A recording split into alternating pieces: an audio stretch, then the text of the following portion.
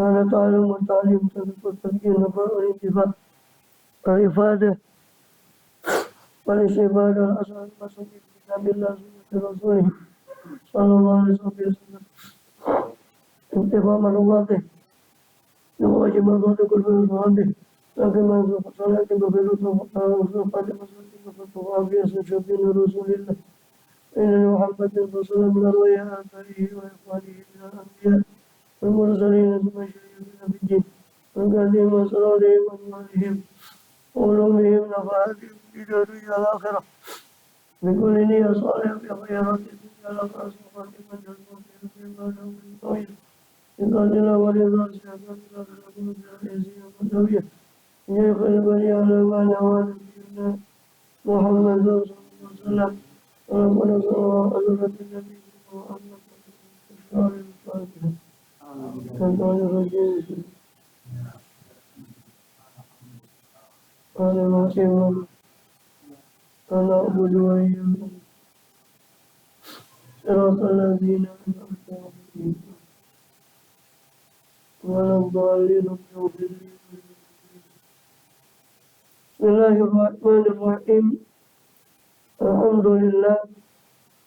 لله رب العالمين وبه نستعين على أمور الدنيا والدين والصلاة والسلام على أشرف الأنبياء والمرسلين سيدنا نبينا حبيبنا شفيعنا وقرة أعيننا محمد وعلى آله وصحبه أجمعين على جميع التابعين لهم بإحسان إلى يوم الدين وعلينا معهم وفيهم برحمتك يا أرحم الراحمين أما بعد قالوا سبحانك لا علم لنا إلا ما علمتنا إنك أنت العليم الحكيم رب اشرح لي صدري ويسر لي أمري واحلل عقدة من لساني يفقهوا قولي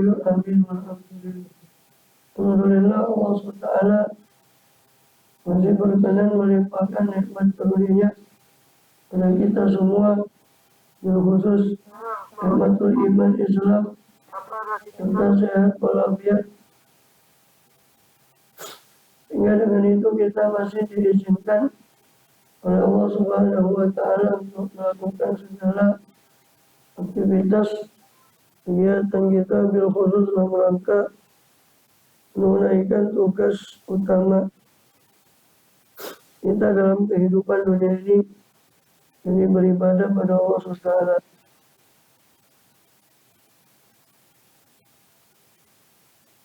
Kemudian kita masih melanjutkan di dalam pembahasan lalu dari Surat An-Nisa daripada Jawahirul Quran, kitab Jawahirul Quran dari Abu Hamid Muhammad bin Muhammad Al-Ghazali Al-Tusi rahimahullah radhiyallahu anhu wa adabi bi ulumihi bi syarahul sunnaah. Terakhir kita masih dalam bab rangkaian ayat-ayat Durarul Quran.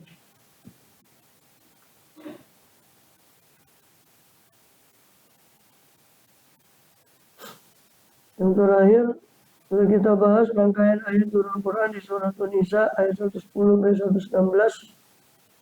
Sekarang kita masuk pada ayat 125 daripada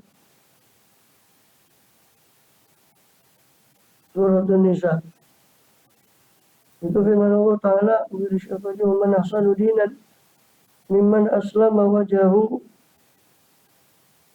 lillahi wa huwa muhsinun. Siapakah yang lebih bagus, lebih baik agamanya daripada orang-orang yang berserah diri kepada Allah, aslama wajahu lillah, menyerahkan wajahnya, berserah diri, jiwa raganya menyerahkan jiwa raganya kepada Allah. Wa muhsinun, sangat dia mengerjakan kebaikan. Betapa milata Ibrahim hanifan, dan mengikuti millat Ibrahim, ajaran Ibrahim alaihissalam. Hanifan yang lurus atau dengan lurus. Wattakhadullah Ibrahim khalilan, dan Allah atau sedangkan Allah Ta'ala telah memilih Ibrahim sebagai khalil.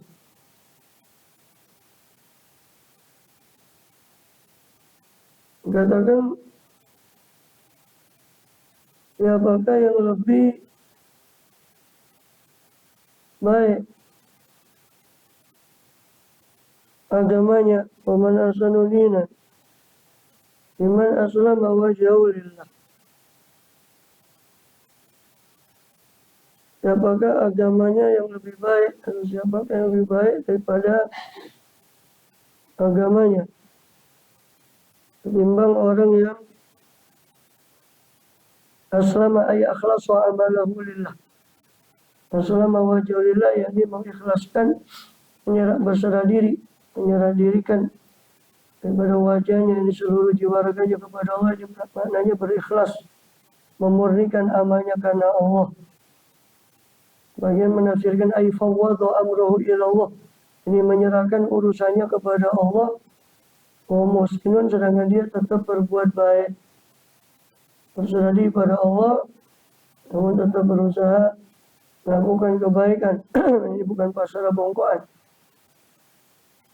berbuat baik. Bagian menafsirkan muhsinun itu muwahhidun, yakni muwahhid, mengesahkan Allah. Dan Allah tidak menerima amalnya orang-orang yang syirik. Dan kita sudah pernah bahas, tidak ada dosa melebihi menyekutukan Allah. Meskipun dia berbuat baik pada makhluk Allah, kalau dia kafir, jadi dalam arti menyekutukan Allah dengan selain Allah, maka kebaikannya tidak sebanding dengan dosa syirik, dosa kekafiran yang dia perbuat. Oleh karena itu amalnya orang kafir itu muspro, tidak bermanfaat. Karena tidak sebanding dengan kekafirannya, dengan kesyirikannya. Yang sudah kita pernah bahas panjang lebar masih. Wattaba'a millata Ibrahim, dan dia mengikuti din Ibrahim, millah.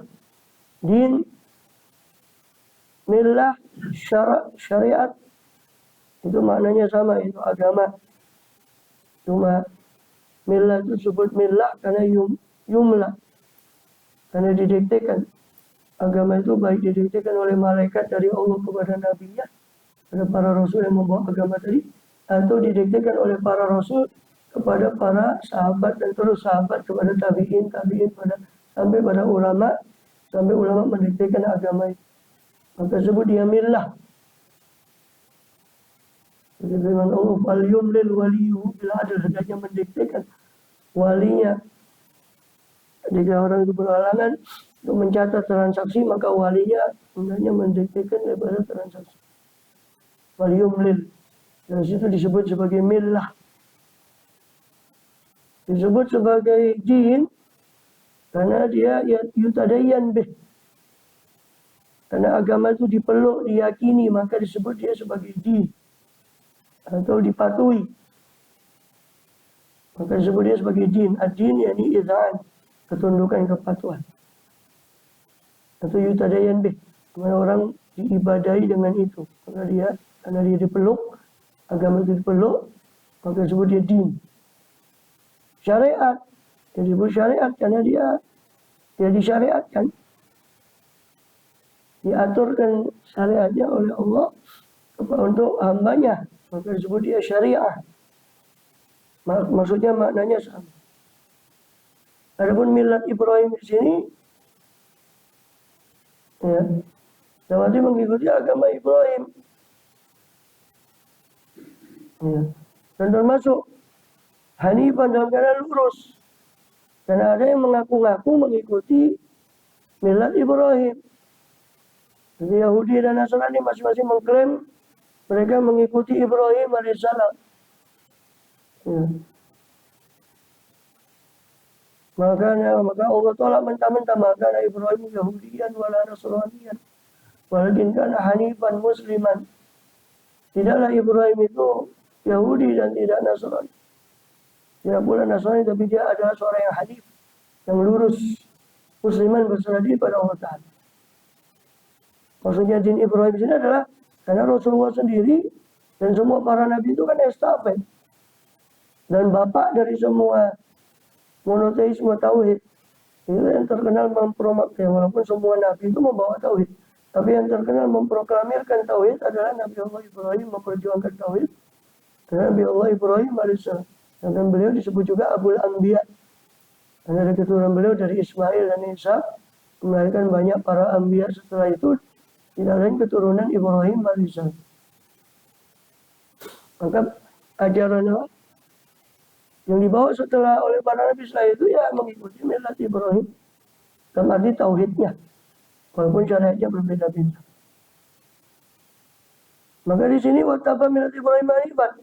Siapa yang lebih bagus daripada orang yang berserah diri pada Allah, ikhlas amalnya pada Allah, mentauhidkan Allah, muhsinun, atau berbuat baik, dan dia mengikuti milat Ibrahim dengan lurus. Hanifan ay halih dalam keadaan hanif lurus, ay musliman mukhlisan, dalam keadaan berserah diri dan ikhlas.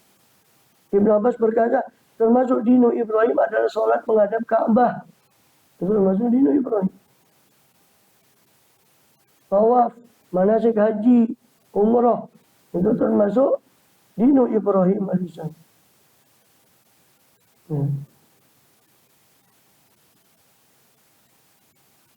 Disebut di sini mengikuti milat Ibrahim karena Ibrahim itu diterima di semua umat Yahudi. Menerimanya, Nasrani pun menerima Ibrahim karena mereka mengklaim mereka pengikut ajaran Ibrahim. Walaupun ditolak oleh Allah mentah-mentah karena mereka sudah menyimpangkan milat Ibrahim alaihissalam. Inna awlan nasi bi Ibrahim alladzina taba'u wa hadzal nabi. Inna awlan nasi bi Ibrahim alladzina taba'u nabi walladzina amanu. Sungguh orang yang paling utama mengikuti Ibrahim adalah nabi ini, yaitu Rasulullah SAW.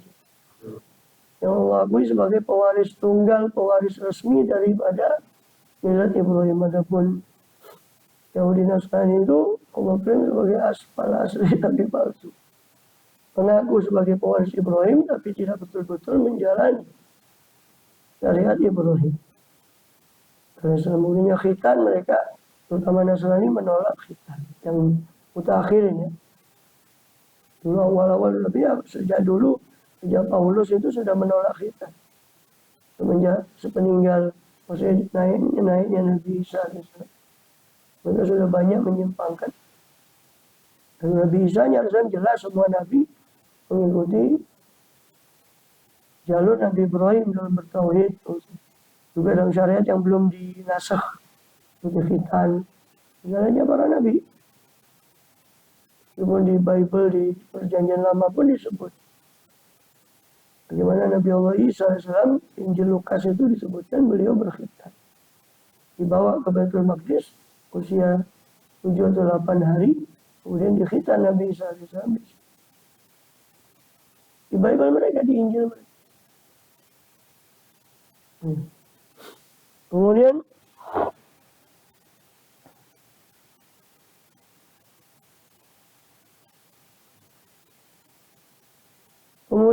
manasik semua itu dari syariat Nabi Ibrahim. Taba milata Ibrahim tadi. Mengikuti agama. Atau disebut orang yang berislam tadi mengikuti Ibrahim alaihissalam, milat Ibrahim, karena Rasulullah itu hakikatnya SAW diutus dengan milat Ibrahim dengan penambahan syariat-syariat yang lain. Dan bahkan banyak syariat Nabi Ibrahim yang diadopsi oleh Rasulullah SAW. Walaupun dalam kita bahas secara usul fikih, syar'u man qablana, syariat nabi-nabi sebelum kita tidak otomatis menjadi syariat kita, kecuali kalau sudah ditetapkan oleh wahyu atau oleh Rasul SAW. Oh, itu syariat kita. Jadi Rasul tidak norok buntek ke Nabi Ibrahim saja. Walaupun memang diakui semua yang dia dihidupkan kembali oleh Rasulullah SAW, sebagian besar itu ya syariat milatnya Nabi Ibrahim. Tapi bukan sekedar norok buntek, bukan sekedar ikut, tapi dengan wahyu baru. Wudu dengan wahyu baru, walaupun syariat wudu, khitan itu semua 10 khisalul fitrah itu ya, menurut riwayatnya adalah riwayat apa? syariat daripada Nabi Allah Ibrahim. Cukur kumis, cukur bulu ketiak, bulu kemaluan, bersih diri, siwak, dan sebagainya. 10 khislul fitrah itu warisan dari milat Ibrahim. Tapi Rasul SAW menghidupkan, itu bukan berarti ngambil langsung dari sana Nabi Ibrahim, tapi memang Allah memerintahkan beliau. Rasulullah dengan wahyu baru, dan beliau memerintah umatnya dengan wahyu baru, walaupun beliau menjelaskan atau Allah sendiri menjelaskan di Quran, wa idzi betara Ibrahim rabbuhu bi kalimatin fa atammahun. Dan ingatlah ketika Ibrahim diuji oleh Tuhannya dengan kalimat. Kalimat itu yang dimaksud adalah syariat-syariat khitan, bersih diri, siwak, cukur kumis, memotong kuku. Yang itu adalah kalimat-kalimat yang Allah ujikan kepada Nabi Ibrahim AS seperti ikhbar, informasi dari Allah Ta'ala sendiri. Tapi itu menjadi syariat kita bukan karena Nabi Rasulullah langsung SAW langsung ikut Nabi Ibrahim, tidak, dengan perintah baru. Sehingga kaidah yang muktamad, ya, walaupun ada yang berpendapat, oh enggak, selama itu sebut di Quran, ya ada berarti syariat, walaupun syariat terdahulu bisa berlaku pada kita. Tapi muktamadnya umur ahli usul fiqih berpendapat bahwa syar'u man qablana, syariat orang sebelum kita tidak otomatis langsung menjadi syariat kita selama belum ditetapkan oleh perintah baru dari Quran maupun dari hadis. Ya, masuk aja kan perintah baru. Ya, syariatnya sudah lama. Bahkan perintah itu menjadi syariat Rasulullah bukan otomatis Rasulullah ke Nabi Ibrahim, karena Allah perintah wa atimmul hajja wal umrata lillah. Sempurnakan oleh karena itu perintah baru. Walaupun Allah menceritakan juga di Quran bahwa awal panggilan haji seperti di surah Al-Hajj Allah ceritakan bahwa Allah menyuruh Nabi Ibrahim pertama kali untuk menyuruh orang untuk berhaji. Wa azin bin nasi bil haji atuka rijala wa ala kulli dhamirin yatina min kulli fajjin amiq. Itu perintah Allah kepada Nabi Ibrahim. Allah ceritakan asal muasalnya syariat haji. Ya, tapi kan itu menjadi syariat Nabi kan bukan otomatis Rasul terus norok buntai ke Nabi Ibrahim terus diambil, tidak. Alhasil muktamadnya dan pembahasannya di usul fikih bukan di sini pembahasannya. Itu tentang syar'u man qablana. Itu bagian dari satu bab di usul fikih bahwa syariat orang sebelum umat sebelum kita tidak otomatis menjadi syariat kita. Kecuali kalau ada perintah baru, wahyu baru, baik dengan wahyu ataupun dengan Rasulullah yang mencari. Rasulullah harus di Quran. Rasulullah memprogramasi bahwa Allah merintah kalian untuk begini. Inna Allah faradu alaikumul hajja fahujju. Di hadis. Allah merintahkan. Ini perintah baru. Allah merintahkan pada kalian wahai muslimin untuk berhaji. Maka hajilah kalian. Itu perintah baru. Tidak otomatis mengikuti Nabi langsung tanpa perintah baru. Ya. Enggak. Ya manasik walaupun manasiknya sama, dan kalau kita ngikuti riwayatnya ya manasiknya sama toh. Semua manasik itu sumbernya kan dari cerita kisah Nabi Allah Ibrahim dan Siti Sarah, Siti Hajar yang mondar-mandir menjadi sa'i dan sebagainya, semua itu. Ibrahim melontar setan dan sebagainya, jadi umroh dan sebagainya. Ya. Cuma kan itu terputus. Ya kan? Dan Rasul SAW umi. Tidak pernah belajar kepada siapapun dan tidak kenal baca, tidak kenal tulis. Memang karena kuatnya. Saya sudah pernah ceritakan masalah umi ini di ayat sebelum-sebelumnya. Saya bahas panjang lebar masalah umi ini. Orang Arab itu umi karena mereka hafalannya kuat, bukan karena mereka merasa tidak perlu menulis, bukan karena seperti orang buta huruf sekarang yang tidak ngerti apa-apa. Rasulullah umi, tidak belajar kepada siapapun, tidak pernah kemana-mana. Kecuali keluar sama pamannya 2 kali ke Syam, itu pun tidak ada riwayat sama sekali. Baik yang sahih maupun yang dhaif, Rasulullah belajar kepada kepada ahli kitab dan sebagainya, tidak ada. Dari mana beliau tahu itu? Kalau bukan dari wahyu yang baru. Tentang sa'i, tentang Rasul bilang, khudu ani manasikakum, ambillah dari saya manasik kalian, kata Rasulullah SAW. Dan beliau contohkan di Haji Wada itu. Nah, ini bukti bahwa itu wahyu baru ya, itu fungsinya. Diutusnya Nabi itu kan diperbarui karena setiap zaman itu ada distorsi, ada penyimpangan syariat. Sebelum Nabi Musa ada penyimpangan lagi syariat. Ya kan? Kaumnya masuk ke Mesir, kepengaruh sama budayanya orang-orang di Mesir. Diutuslah Nabi Musa diperbarui lagi syariat tauhid sebelumnya. Disegarkan lagi. Nabi Musa meninggal wafat alaihissalam. Nabi Harun alaihissalam wafat di gurun juga. Semenjak itu Bani Israil seperti ayam kehilangan induknya. Maka diutuslah nabi-nabi setelahnya, Nabi Daud, Nabi Sulaiman, itu memperbarui lagi. Dan itu kalau antum baca tarikhnya ya terjadi banyak penyimpangan syariat Musa alaihissalam. Ya. Makanya Nabi itu Rasulullah SAW syariat terakhir, maka tidak akan ada Nabi lagi setelah beliau. Makanya dikatakan, Rasul mengatakan, Inallah ba'atul ya ba'atul fi ummati ya bikuli ro'semi'ati sanatin man yujadidu amro dini. Allah akan mengutus setiap 100 tahun itu orang yang mentajdid, memperbarui agama, bukan berarti mendatangkan yang baru, tapi yang sudah usang itu diperbarui lagi setiap 100 tahun, karena tidak ada Nabi lagi. Bukan ada mujaddid. Hanya dikatakan di hadis yang lain, riwayat Ibnu Majah dan yang lainnya, bahwa ulama ummati ka anbiya Bani Israil. Ulama umatku seolah seperti Nabi-Nabi Bani Israil memperbarui. Karena Nabi Bani Israil itu berpegang pada Taurat Musa, cuma memperbarui Taurat Musa dengan syariat-syariat, menyegarkan kembali. Maka seolah karena ulama umat ikutnya kepada Nabi Muhammad, seperti Bani Israil ikut pada Taurat Musa, cuma nabi-nabinya memperbarui. Maka ulama ini juga seolah fungsinya sama dengan nabi-nabi Bani Israil alaihissalam.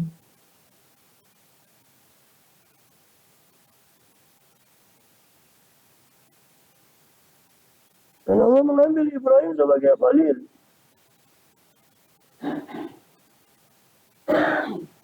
Mengambil Ibrahim sebagai khalil.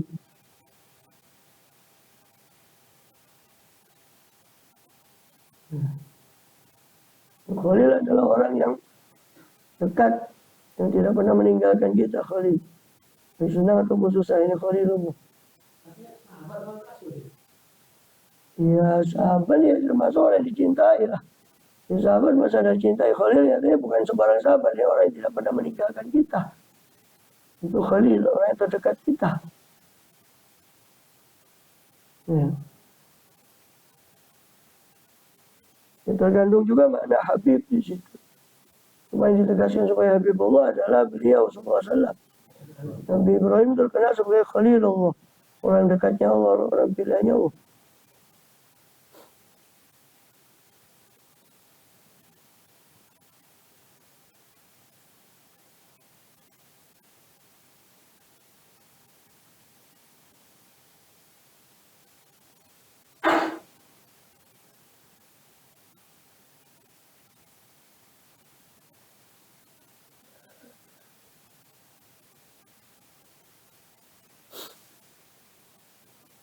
Kemudian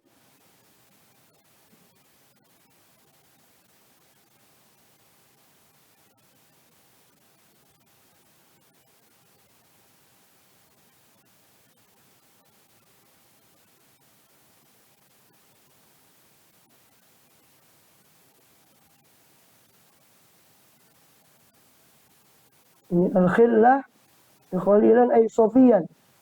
Al-khillah untuk sofaul mawaddah,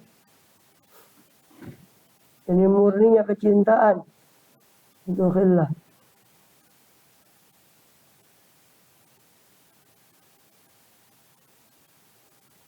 Kemudian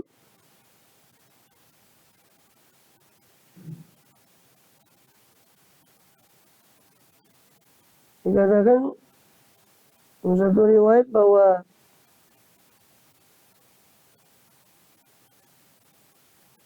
ada lagi mengatakan al-khullah